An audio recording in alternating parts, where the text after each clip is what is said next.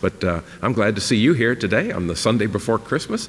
It's always an exciting time of the year when we celebrate the fact that of our Lord's birth. And we know that Jesus was not born on December 25th. He was born probably in the month of April, and that's when the shepherds would have been out in their fields. The shepherds are not out in their fields in the middle of the winter time with their flocks, but probably in April. But at least we take a traditional time once a year to set aside to celebrate the fact that our Lord Jesus Christ came to this earth and lived amongst us for 33 and a half years, and then went to Calvary to die on the cross to pay for our sins. So around Christmas time, we celebrate the birth of Jesus Christ. Oh, he was pre-existent from the beginning. We know that Jesus Christ was in the beginning with the Father at the creation of the world. There's many Bible verses that talk about how Jesus is the pre-existent one from the foundation of the world. But we know that at this time, we celebrate the fact that he came to the earth in the form of a little baby, born of a virgin, in order to be our Savior, our Messiah, to pay for our sins. And so we take this time each year at Christmas time to celebrate the Christmas story. And so I thought it would be appropriate this morning that if we talk about the Christmas story. So if you take your Bibles and turn in the New Testament to the book of Luke. Matthew, Mark, Luke, the third book of the New Testament. Turn to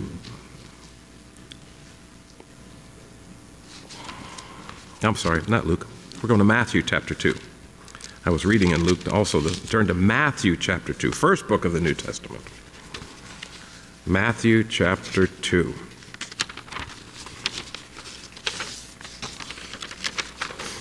Actually, we'll begin in chapter 1, verse 18. Matthew chapter 1, 18. Let me have a word of prayer, and we'll look at this Christmas story and get a little insight about what happened that day in Bethlehem, way long time ago, and also what happened after Bethlehem. We'll do a little Bible study this morning about the Christmas story. And let's have a word of prayer, and we'll get into the Bible lesson for today. Father, we do thank you for this day. Lord, I thank you for these dear faithful people that come this morning early to church to be a part of this Sunday school class. Lord, I thank you for this time of the year, the Christmas season, when we celebrate and take time and set aside time. Yes, we set aside time for family to gather together, and we set aside time to get together and have a nice meal and all that kind of thing. But Lord, we set aside this time most of all to celebrate and to remember the fact that you came to this earth and lived amongst us, God with us, and you became our Savior. Thank you for the Christmas season. Lord, I pray that you'd help us today as we open your Bible and study your word. Help us to learn something today to help us to be better Christians. In Jesus' name we pray. Amen. Okay, in Matthew chapter 1 and verse 18, we have the story about the birth of Jesus Christ. It's tradition. People have read this story every year, and I never get tired of reading the story. You know, I like the song the fellow wrote, tell it again, salvation story, repeat o'er and o'er. The guy wrote a song about how, just tell it again. Tell it. You know, you have a favorite song, you love to hear it, you listen to it over and over again. Well, at Christmas time, we always go to the Christmas story. And we never tire of it because it tells us and it speaks to us and it instructs us about what happened when Jesus Christ was born. Matthew chapter 1 in verse 18 says, now the birth of Jesus Christ was on this wise. When as his mother Mary was espoused to Joseph, before they came together, she was found with child of the Holy Ghost. Now, before we go any further in our story here, I want you to note the fact that Jesus' birth was predicted in the Old Testament. It was talked about in Genesis chapter 3. It was predicted that he would be born of a woman. And in Genesis chapter 22, it talks about how he would be from the seed of Abraham. And we know from his lineage in Matthew chapter 1 and the verses just prior to where we were reading, we read about the lineage of Jesus Christ, and it goes back to Abraham. Then also in Genesis 49, it talks about that he's going to be from the tribe of Judah. Of all the 12 tribes of Israel, Jesus Christ comes from the tribe of Judah, and which he did.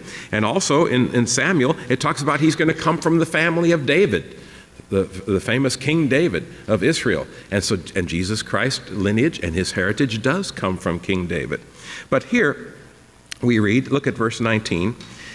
Then Joseph, her husband, being a just man, was not willing to make her a public example, but was minded to put her away privately. Now let's understand what's going on here. In verse 18 we read that when his mother Mary was espoused to Joseph before they came together, she was found with a child of the Holy Ghost. Now that's interesting. Back in the Bible days and back in Jewish custom, a couple would get together and they would have a one-year engagement, okay? It was called a betrothal or an espousal, whatever you want to call it. And what happened was two people who decided that they were going to be husband and wife, they would get together and they would make an agreement that they were going to be married at a future date 12 months away. And during that 12-month period, they were considered just as if they were married, only they did not live together, but they were espoused. They were betrothed. Now here we read in Matthew 1:18 that when Jesus Christ's mother Mary was espoused to Joseph, before they came together, she was found with child of the Holy Ghost. Now that's a problem.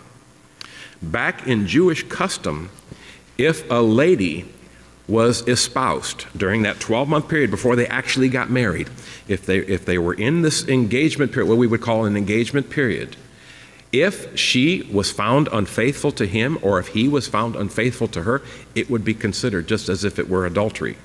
Even though they were not married yet, but they were espoused. They were promised to each other.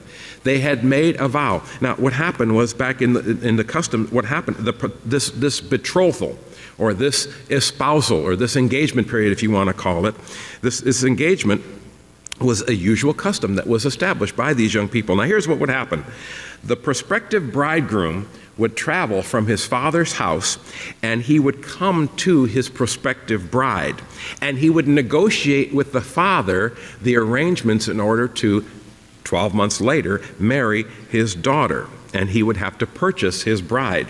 Then once the bridegroom paid the purchase price for his bride to her father, then the marriage covenant was established, and the young man and the young woman were regarded just as if they were married, just as if they were husband and wife, but they weren't married yet, okay? Then, from that moment on, it was declared that they were set aside for each other, and they were called espoused. That's why in verse 118 it says, when his mother Mary was espoused to Joseph, they hadn't been married yet, but they had been promised to each other, she was found with child. Now, so once a couple, the young man leaves his father's house, he goes to his bride's house, he negotiates the price of the wedding, and he pays the father the price of the wedding. Then what happens, as a symbol of that relationship, the bride and the groom would get together and they would drink a cup of wine, and that would signify the fact that they have made this agreement with each other. Then what happened was, after this was established, the groom would go back to the home of his father. Now, they didn't live together during that 12-month period. She lived at her house, he went back to his house. They were espoused, they were engaged, if you want to use that word, but they were not living together. So the bridegroom, after he made the deal with the father and he paid the price for the bride, then they had this cup of wine that they drank to symbolize the fact that they agreed and made this agreement. The bridegroom would go back to his father's house and he would start preparing a place for his bride once they got married 12 months later.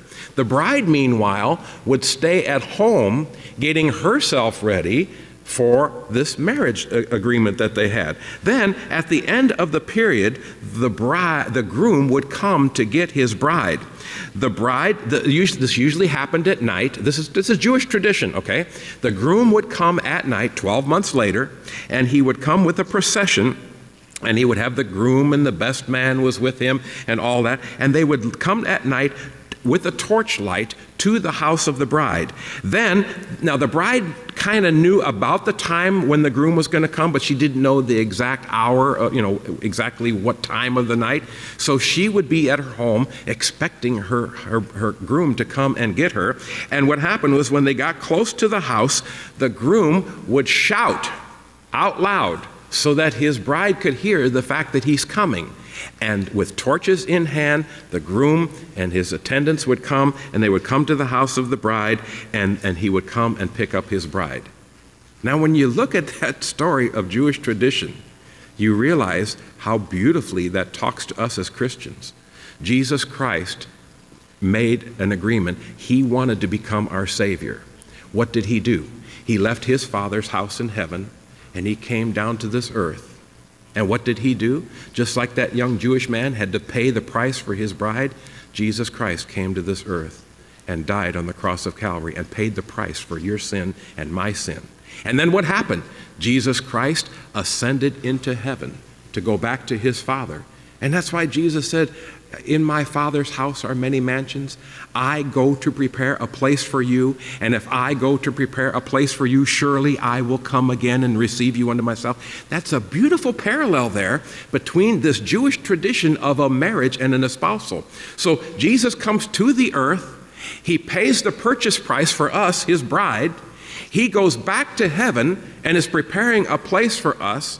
And one day, the Bible says that he's going to come with the shout of the angel and with the trump of God, and he's going to come back to this earth to get his bride and to establish his kingdom for 1,000 years here upon this earth. Beautiful parallel, beautiful picture here. But back to our story here. In Matthew 1:18, here's Mary and Joseph, this young couple. They were espoused to each other. They were not married yet, but they had been promised to each other. And all of a sudden, Mary is found to be pregnant with child. Now, in that day, this is bad. If a girl was found to become pregnant during the espousal period, and especially not with her promised one, by Jewish law, she could be taken out of the city and stoned by the elders of the city. So here's Joseph and Mary, and they're espoused to each other. And now Mary is found with child. Now look at verse 19. Then Joseph, her husband, being a just man, not willing to make her a public example, was minded to put her away privately. See, Joseph didn't want to embarrass Mary and didn't want to embarrass himself. So he thought, maybe if I whisk her off to another town somewhere, maybe if I could just find a quiet, secluded place, just to have Mary go away and stay there for a while. And Joseph was thinking about these things. And look at verse 20. But while he thought on these things, behold, the angel of the Lord appeared to him in a dream, saying, Joseph, thou son of David, fear not to take unto thee Mary thy wife, for that which is conceived in her is of the Holy Ghost. And she shall bring forth a son, and thou shalt call his name Jesus, for he shall save his people from their sins. Now all of this was done that it might be fulfilled, which was spoken of the Lord by the prophet, saying, Behold, a virgin shall be with child, and shall bring forth a son, and they shall call his name Emmanuel, which is being interpreted is God with us. Then Joseph, being raised from sleep, did as the angel of the Lord had bidden him, and took unto him his wife, and he knew her not till she had brought forth her firstborn son, and called his name Jesus. So here we see Joseph. What a great man, Joseph. You know, at the Christmas story, we always emphasize the Virgin Mary, and we always emphasize the angels coming and making the announcement of the birth of the baby Christ child. But you got to have a deep respect for this man, Joseph. Here this man, Joseph, is espoused, engaged to his Mary, and she's found to be with child. And he doesn't know what to do, and he's thinking about putting her away, and all of a sudden, God comes to Joseph in a dream and says, Joseph, he said, don't do that. He says, what is conceived in Mary is of the Holy Ghost. And she's going to bring forth a son, and it's going to be the Son of God. And you call his name Jesus. And when Joseph awoke from a dream, he believed what God was talking to him about in that dream, and he took to himself Mary. In other words, he changed his mind about putting her away and sending her away, privately to avoid embarrassment. But the Bible says in verse 25 that he knew her not. That means in the sexual relationship, he knew her not till she had brought forth her firstborn son and called his name Jesus. Now, let's continue on in the story. When Jesus was born in Bethlehem in chapter 2, of the Judea, in the days of Herod the king, behold, there came wise men from the east to Jerusalem, saying, Where is he that is born the King of the Jews? For we have seen his star in the east and are come to worship him. Now here, we know very little about these wise men, okay? But we know what the Bible does tell us about them. They were called wise men. More than likely, they were astrologers or astronomers. They studied the sky and they studied the heavens. And they, as they were studying the heavens, they saw a bright star in the east. And they had heard, you see, the birth of Jesus Christ was predicted in the Old Testament prophets. In Isaiah and other prophets of the Old Testament talked about how the fact that one day a virgin shall conceive and bring forth a son, and you shall call his name Emmanuel, and all these Old Testament verses. So the Jewish scholars who knew the Word of God, knew that the Bible was predicting that one day God was going to send a Messiah to the earth. So here are these wise men from the east, and they're studying the stars, and they're studying the sky, and they see a bright star in the east, and they started following that star because of what the Bible said and about the predictions of Jesus Christ. They knew it was getting pretty close to the time when the Messiah would come. So here are these wise men. Now, God gave them a sign, a star, announcing the fact that a king was born. The star led them to Jerusalem. They followed the star. That's how they got over to Jerusalem. Now, the Jewish priests and the prophets read. Let's go back and read the story again in Matthew chapter 2. I'm getting a little ahead of myself. Let's start again in verse 1. Jesus was born in Bethlehem of Judea in the days of King Herod, and behold, there came wise men from the east to Jerusalem, saying, "Where is he that's born the King of the Jews? We've seen his star in the east, and we're come to worship him." When Herod, the king, had heard these things, he was troubled, and all Jerusalem with him. Now, hey, this guy Herod, he's a bad dude, okay? This guy is bad with a capital B, capital A, capital D. King Herod was a wicked, self-proclaimed ruler, king of Jerusalem, king of the Jews. He had he was married 9 times. One time he suspected his wife and her brothers of treason against him, and he had his own wife and her brothers killed because he thought that they were plotting something against him. Now, this guy Herod is the king in Jerusalem, king over the Jews, and what happened was, here comes these wise men from the east, and they said, "Hey, where is he that's born King of the Jews? We've seen his star in the east, we're come to worship him." And King Herod said, "What? King of the Jews? I'm the king." You could see this, I just described to you what this guy Herod was like. And all of a sudden, here comes these wise men from the east saying that they're following a star and that they wanted to see the King of the Jews. Well, Herod was the king. Anybody who was thought to be the king was going to be somebody who he'd have to eliminate because he was the king. But the Bible says in verse 3, when Herod the king heard these things, he was troubled, and all Jerusalem with him. You know the old story, when the king's not happy, nobody's happy. I grew up and was born and raised in Chicago, back in the days when Mayor Daley was of Chicago, not the Mayor Daley that's there now, his father. His father was the mayor of Chicago for 25 years. He ruled Chicago with an iron fist. They said when Richard Daley sneezed, Chicago caught a cold. In other words, everything that man wanted, he got done. He was very powerful. And what happened was, here's King Herod. When he heard these wise men coming and saying, "Hey, we've come from the east. We've seen a star. We're coming to worship him that is born the King of the Jews." Herod's, "What king? I'm the king."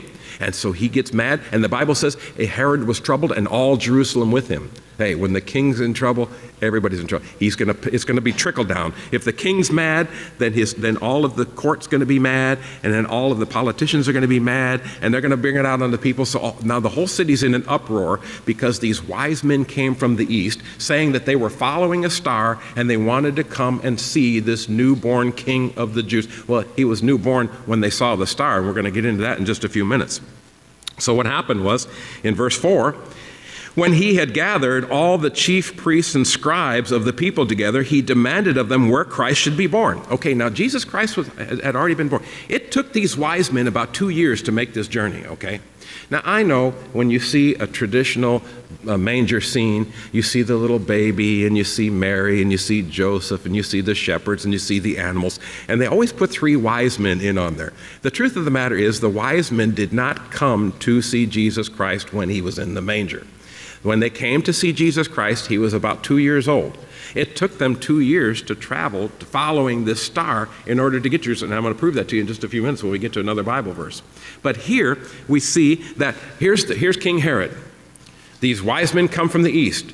We come to worship the new king that's born, the King of the Jews. And Herod says, okay, get all these Jewish scholars together.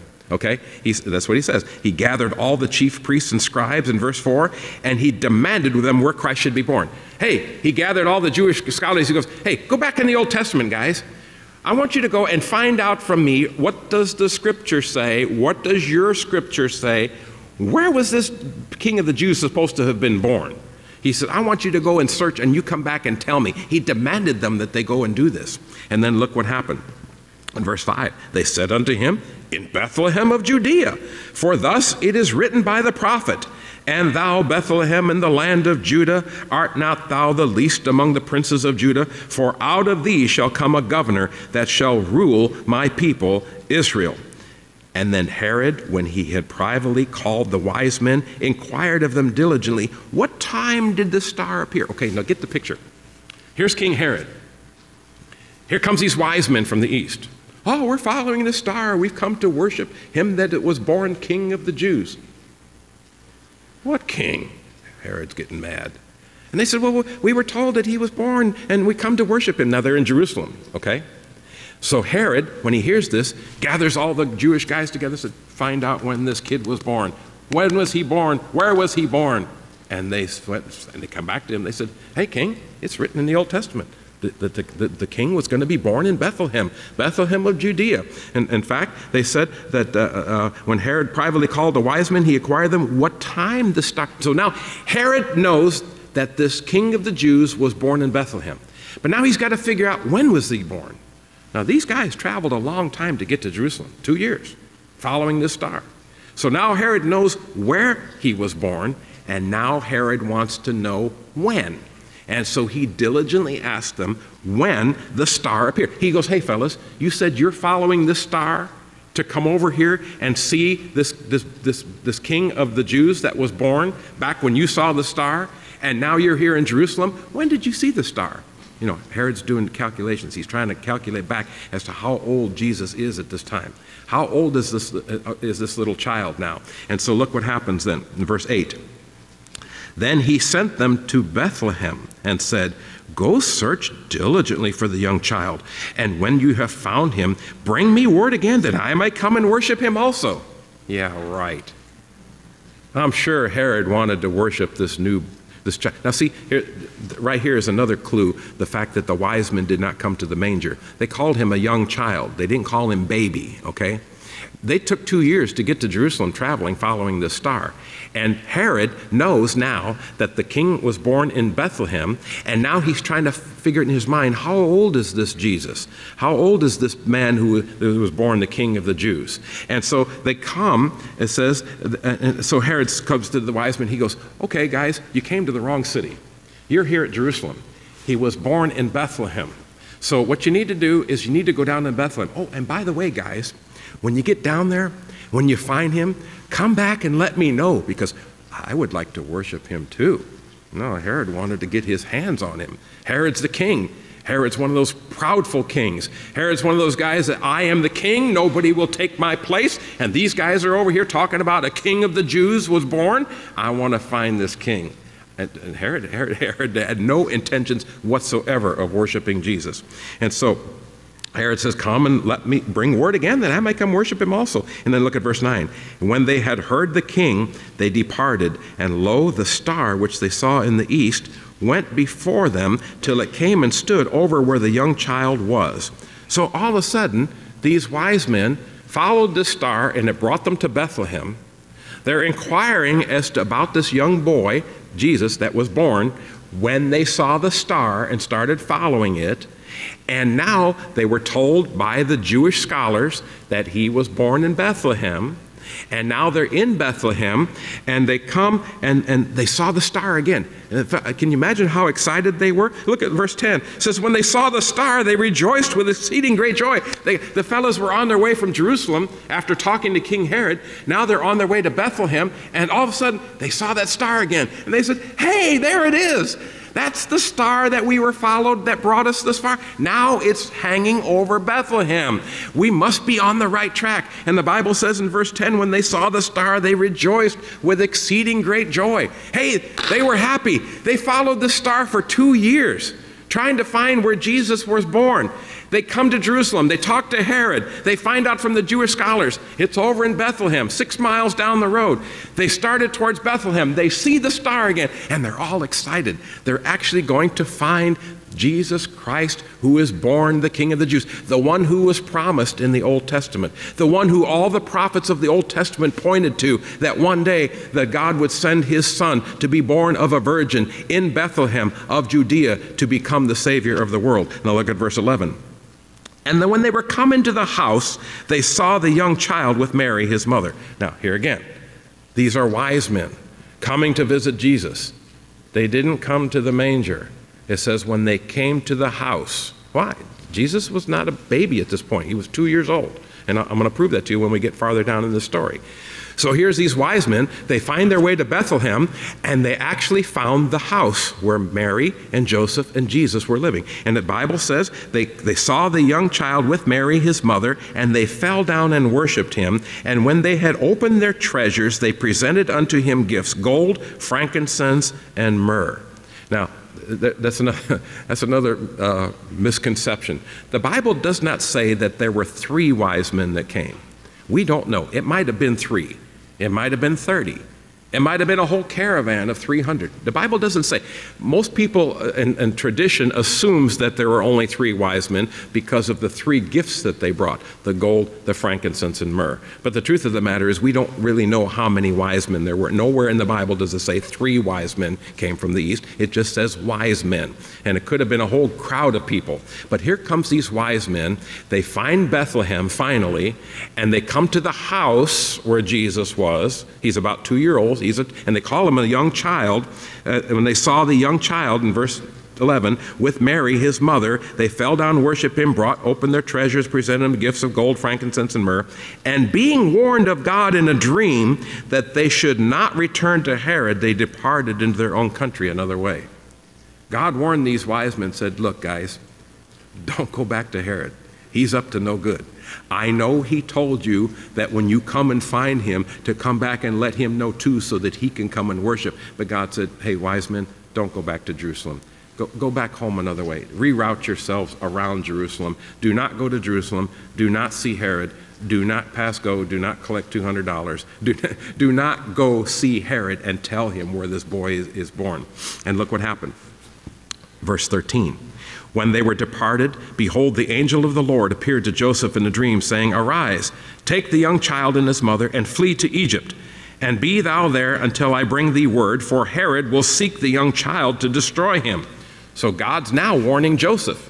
He said, Joseph, hey, get Mary, get the baby, get yourselves out of here. Go to Egypt. This king is up to no good.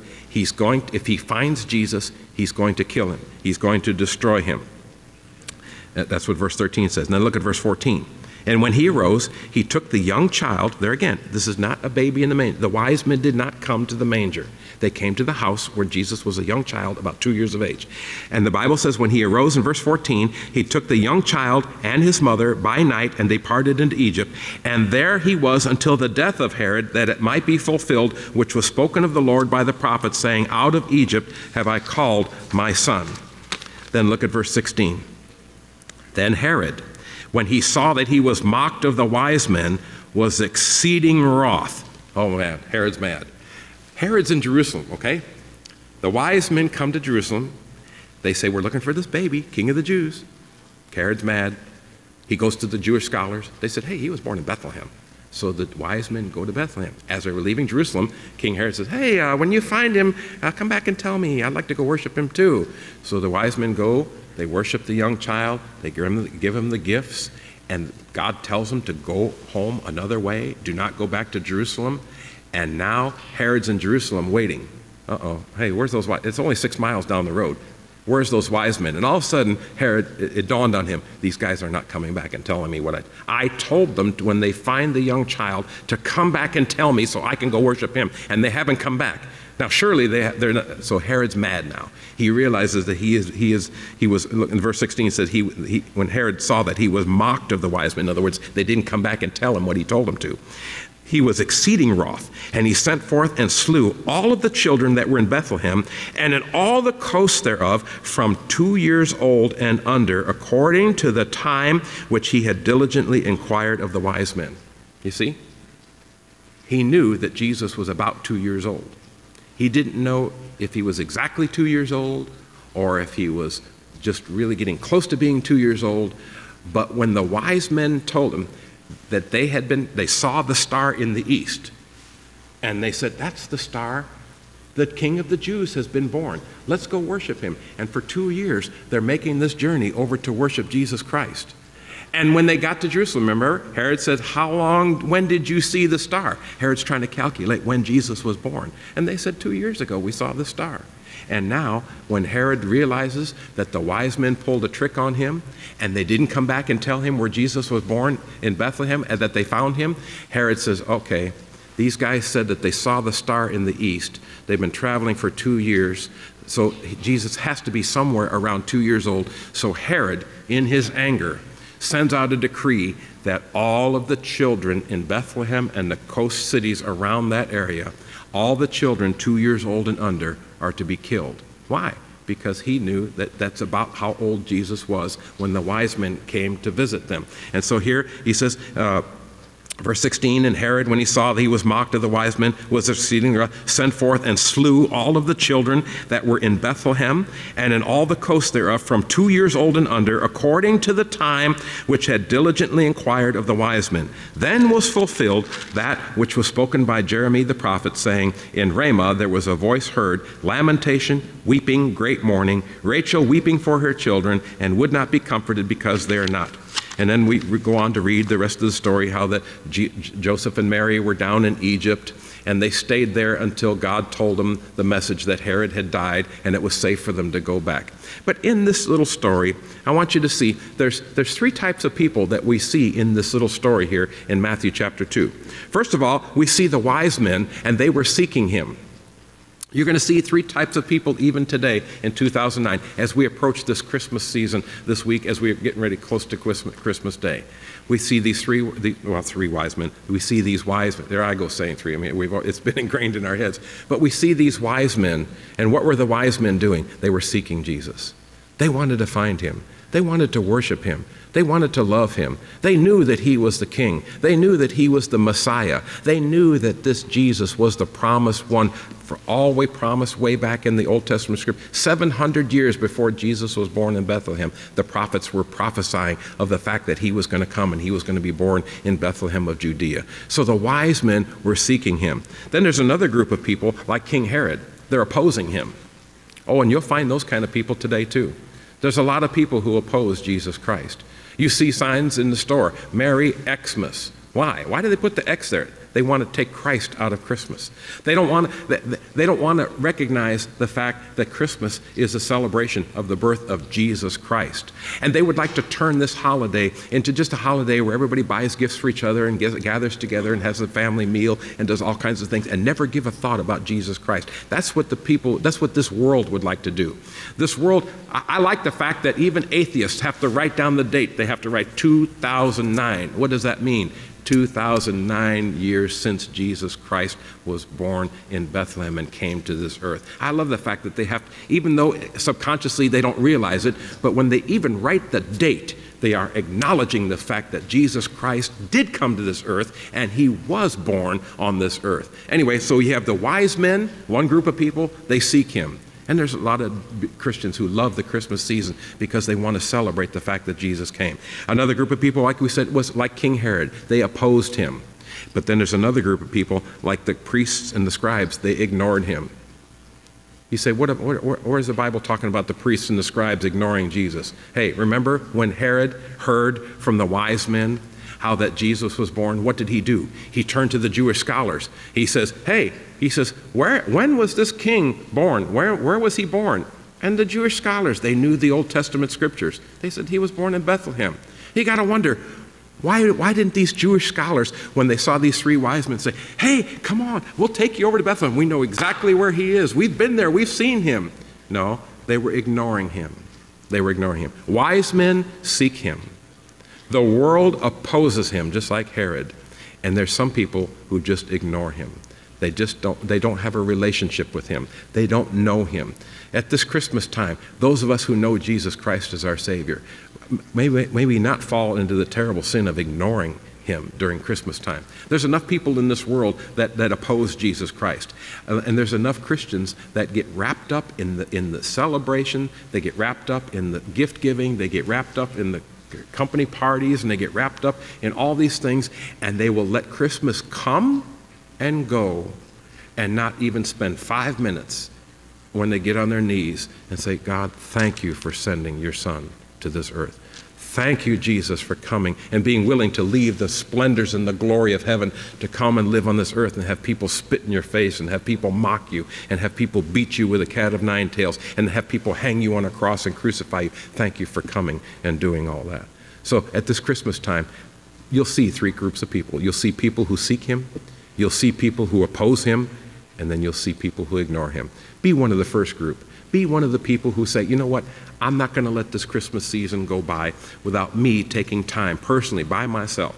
Maybe early in the morning before everybody gets up, or maybe late at night while everybody goes to sleep. Take some time during the Christmas season to get together, get on your knees and say, God, thank you. Thank you for sending Jesus to die for my sins. Lord, I don't want this Christmas thing to go by without me coming and spending time with you and thanking you for what you have done. And in this beautiful story here of Matthew chapter 2, we see these three groups of people. But Jesus did come. Thank God he came. And he died on the cross of Calvary. And he shed his blood and paid for your sins and my sins. So that one day, just like in this Jewish engagement thing, that one day he's up at his Father's house now preparing a place for you and I. And one day he's going to come back and receive us with him, and we're going to live with him forever and ever, just like the Bible says. But at this time of the year, we celebrate the fact that he came. The fact that we call this 2009 AD, Anno Domini, is Latin, means in the year of our Lord, that we acknowledge the fact that Jesus Christ was born on this earth and died and paid for our sins, and we love him for it.